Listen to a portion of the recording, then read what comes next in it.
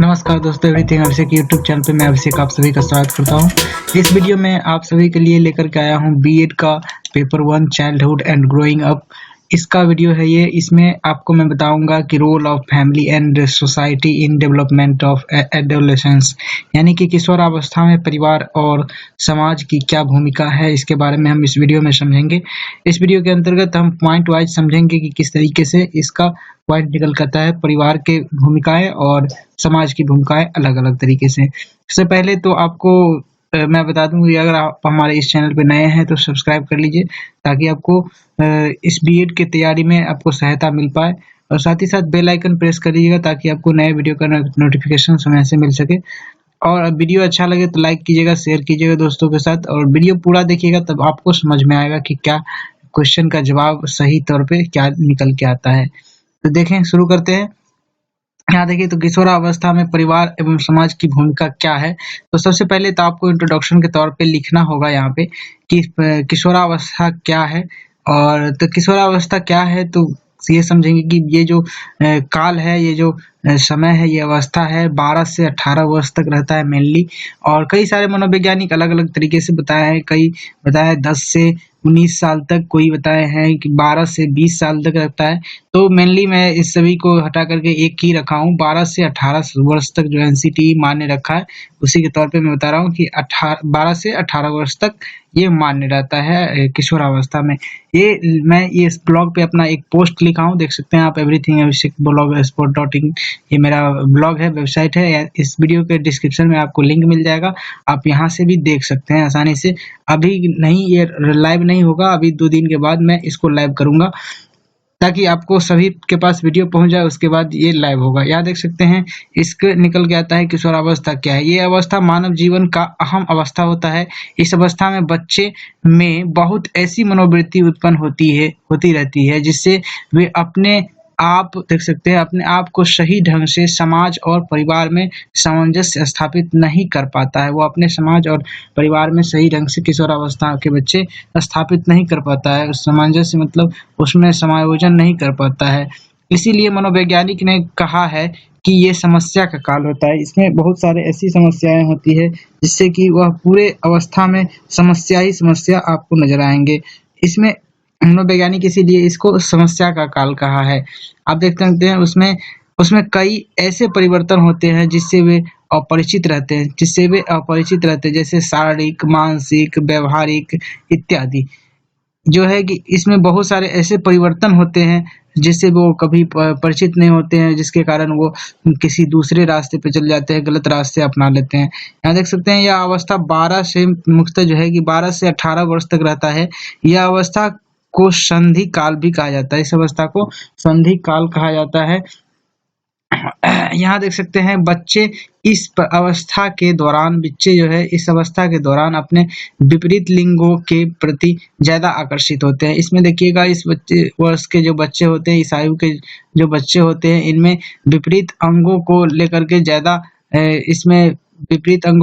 ज्यादा आकर्षण रहता है कि देख सकते हैं आप, बच्चे इसमें विपरीत लिंगों के प्रति ज्यादा आकर्षक रहते हैं। तो जिससे कई सारे दिक्कत सामने आती है। जिससे क्या होता है, तो कई सारे दिक्कतें सामने आती है। इसके लिए बच्चे को सही यौन शिक्षा देना जरूरी होता है। सही यौन शिक्षा देना जरूरी होता है इसी काल में। इस अवस्था में बच्चे को विषय के चुनाव में भी कई दिक्कत आती हैं। बच्चे को जो है कि किशोरावस्था के काल में बहुत सारे ऐसे चुनाव आते हैं जो कि विषय को चुनने को लेकर के होता है। विषय को नहीं चुन पाते हैं, तो इसमें जो है बच्चे को दिक्कत होता है।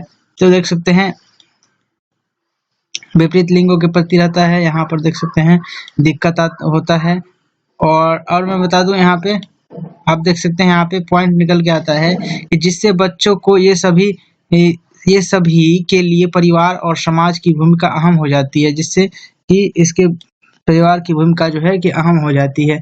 तो क्या भूमिका होती है, पहला देखें तो शारीरिक स्थिति। अब शारीरिक स्थिति को लेकर के बच्चे में उसकी भूमिका क्या होती है परिवार की, तो बच्चे का शारीरिक स्थिति कैसा है, इसके बारे में आप बच्चे को आगाह करवाएं। उसको जो है कि आप उसको देखभाल करे अच्छे से।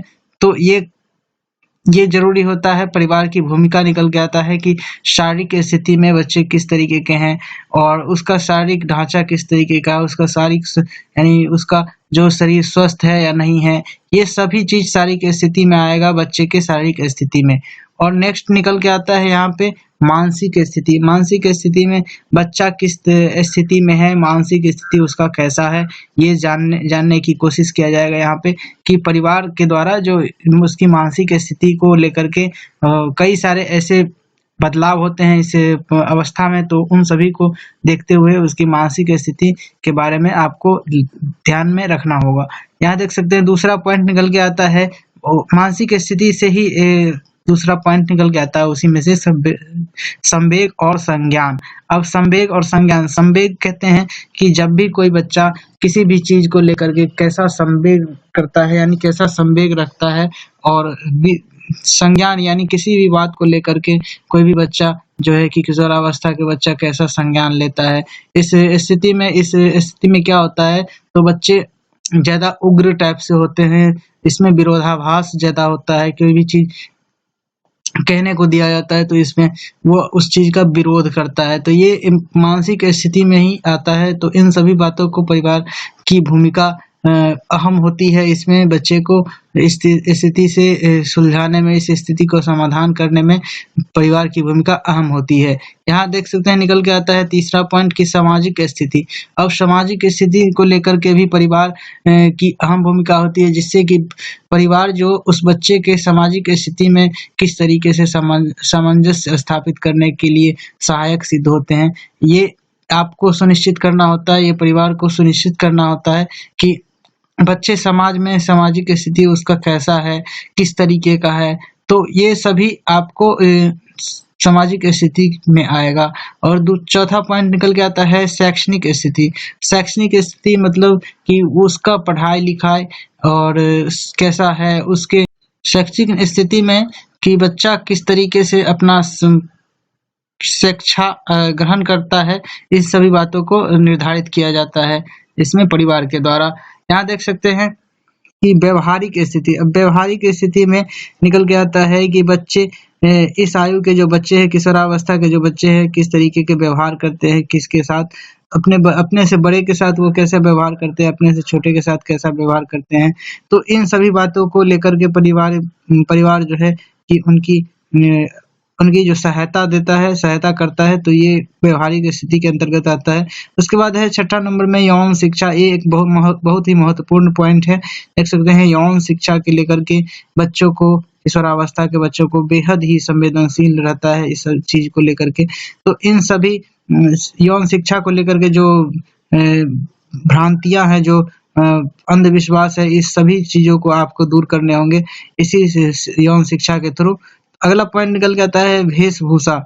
उसका वेशभूषा कैसा है, उसका पहनावा ओढ़ावा कैसा है, तो इस बात को लेकर के भी परिवार की भूमिका अहम हो जाती है यहाँ पे कि बच्चे क्या पहनेंगे और कैसे पहनेंगे, उसको ये सभी बातों को लेकर के वेशभूषा के तौर पे आपको अलग देखने को मिलते हैं किशोरावस्था में बच्चे को। यहाँ देख सकते हैं आठवां पॉइंट निकल लेता है कि समूह और हम उम्र, यानी कि उसका समूह कैसा है। परिवार को चाहिए कि वह बच्चे के समूह पर भी ध्यान रखे, उसके हम उम्र यानी उसके दोस्त कैसे हैं, इन सभी बातों को ध्यान में रखना होगा।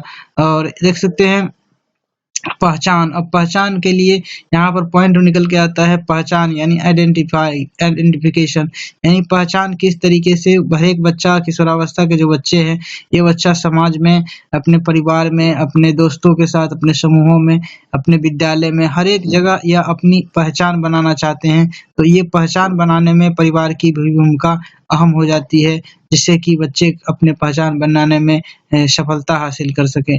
यहाँ देख सकते हैं 10वां पॉइंट निकल के आता है सांस्कृतिक स्थिति। सांस्कृतिक स्थिति में परिवार की भूमिका यह होगी कि जिसमें बच्चे की सांस्कृतिक जो कार्यक्रम है, सांस्कृतिक जो गतिविधि है, उसमें वह किस तरीके से भागीदारी करता है, किस तरीके से भाग लेता है और किस तरीके से उस सामाजिक संस्कृति को अपने संज्ञान में लेता है, अपने जीवन में उतारता है। तो इस बात को लेकर के भी सांस्कृतिक स्थिति निकल के आता है।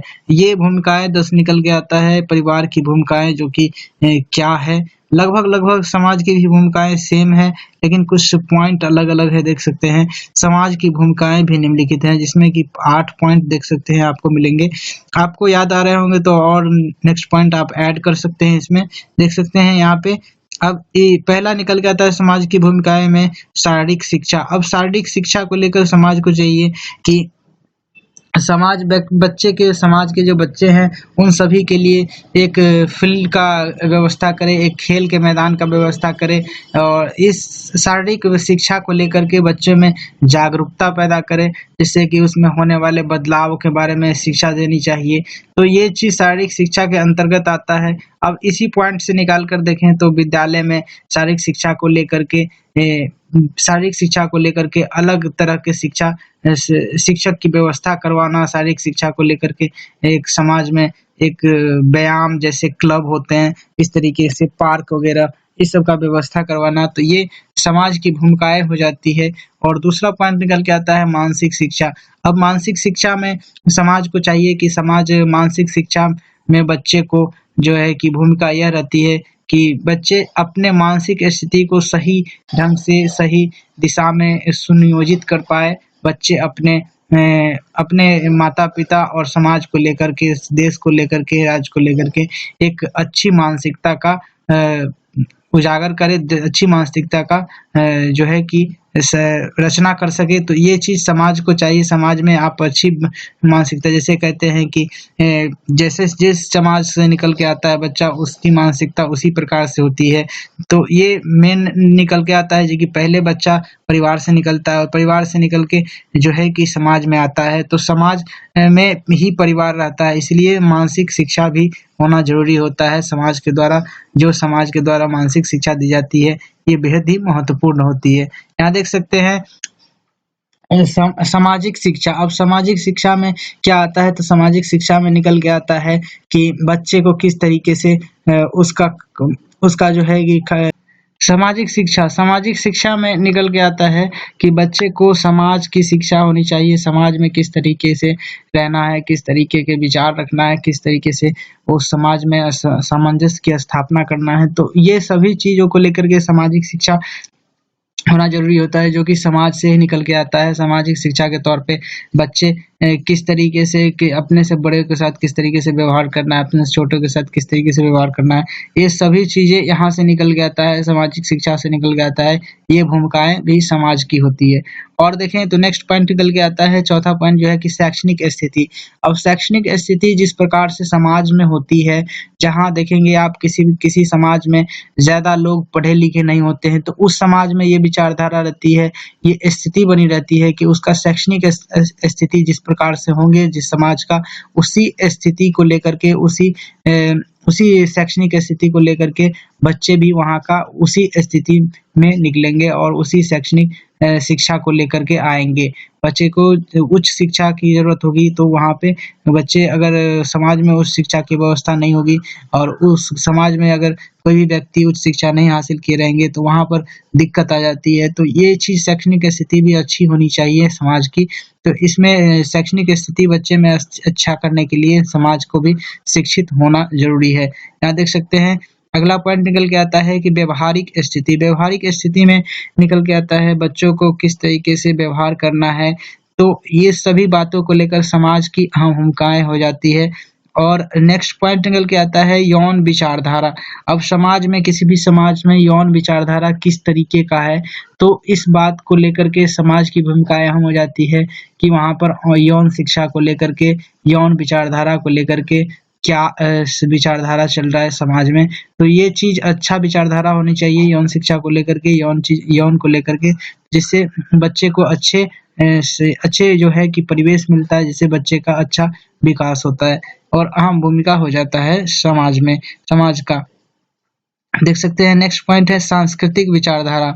सांस्कृतिक विचारधारा यानी यहाँ पे सांस्कृतिक विचारधारा यानी बच्चों को समाज में किस तरीके का सांस्कृतिक है, किस तरीके के सांस्कृतिक कार्यक्रम करवाया जाता है, जैसे कि पूजा पाठ हो गए और जैसे कि शादी ब्याह हो गए, तो किस संस्कृति को अपना रहा है समाज, ये भूमिका भी अहम हो जाती है बच्चों के लिए कि जिस संस्कृति से जो बच्चा जिस समाज से निकलेगा, जिस समाज में जैसा सांस्कृतिक होगा, बच्चा ठीक उसी प्रकार से निकलेगा। तो ये भूमिकाएँ अहम हो जाती है बच्चे में सांस्कृतिक विकास को लेकर के। यहाँ अलग जो पॉइंट निकल के आता है, लास्ट पॉइंट है धार्मिक विचारधारा। अब समाज में देखेंगे तो धार्मिक विचारधारा अगर है, धर्म को लेकर के किसी एक धर्म को लेकर के है, जैसे कि सनातन धर्म को लेकर के है, उसमें कई सारे ऐसे धर्म हैं, मुस्लिम, इस्लाम धर्म को लेकर के है। तो इस चीज़ को जब विचारधारा निकल के आता है, धार्मिक विचारधारा जब समाज में निकल के आता है, तो इसको फ़ॉलो करना बच्चे के लिए एक एक जो है कि क्या हो जाता है, एक तो एक परिप्रेक्ष्य हो जाता है, एक अनिवार्य हो जाता है कि बच्चे किस धार्मिक विचारधारा का फ़ॉलो करें और किस विचारधारा को अपनाएँ। तो ये चीज़ भी डिपेंड करता है समाज की भूमिका को लेकर के बस किशोरावस्था में। तो हम इस वीडियो के अंतर्गत जाने कि परिवार की भूमिका क्या होती है किशोरावस्था में और समाज की भूमिका क्या होती है किशोरावस्था में। तो इस बात को हम समझे इस वीडियो में। इस वीडियो में इतना ही। तब तक के लिए जय हिंद, वंदे मातरम। Thank you for watching this video.